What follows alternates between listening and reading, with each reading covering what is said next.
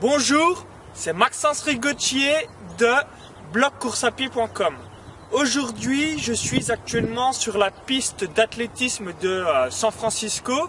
Je vous laisse admirer la superbe architecture de San Francisco qui est vraiment fort sympathique. Pour commencer cette vidéo, je voulais vous raconter une petite anecdote.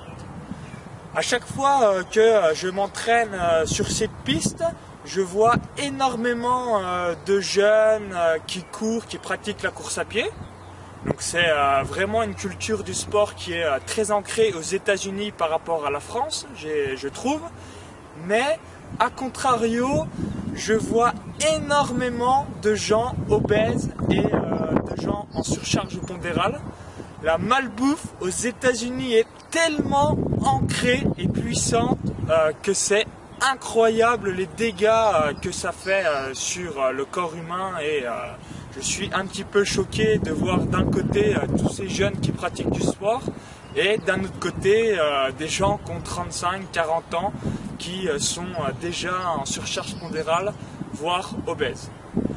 Mais si j'ai fait cette vidéo, c'est tout simplement parce que je vous offre énormément d'interviews d'experts sur mon blog de gens qui font des grandes choses dans la course à pied ou qui ont déjà fait de grandes choses dans la course à pied.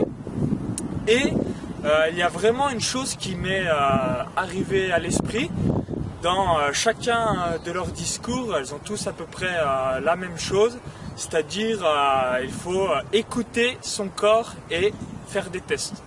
Alors globalement, qu'est-ce que je veux dire par là? C'est tout simplement que si votre corps est fait pour faire des étirements, vous pouvez faire des étirements.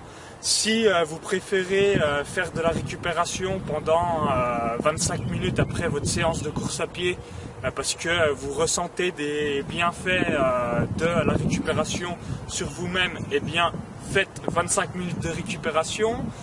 Si vous êtes un fan de Nutella comme moi par exemple et que ça vous gêne de plus en manger et d'être frustré entre guillemets, eh bien continuez quand même à manger du Nutella.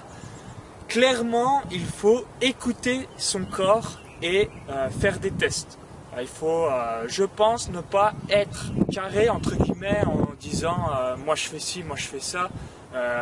Même si vous avez un entraîneur entre guillemets qui vous dit il faut faire ci, il faut faire cela, il va vous le dire pour votre bien. Il va essayer de vous faire progresser, mais il est possible qu'en fonction des différents exercices ou des différentes choses comme faire des étirements, etc., ça ne vous convienne pas. Du coup, il faut mieux écouter son corps et vraiment faire ce que notre corps aime.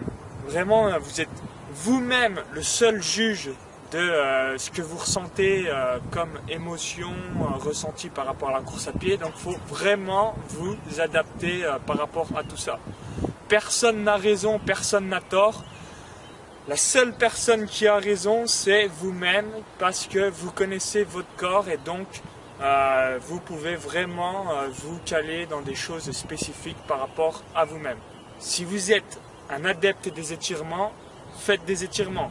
Si en ne faisant aucun étirement, vous ressentez aucune courbature, rien du tout, eh bien ne faites pas d'étirement. C'est vraiment le message que je souhaitais faire passer dans cette vidéo.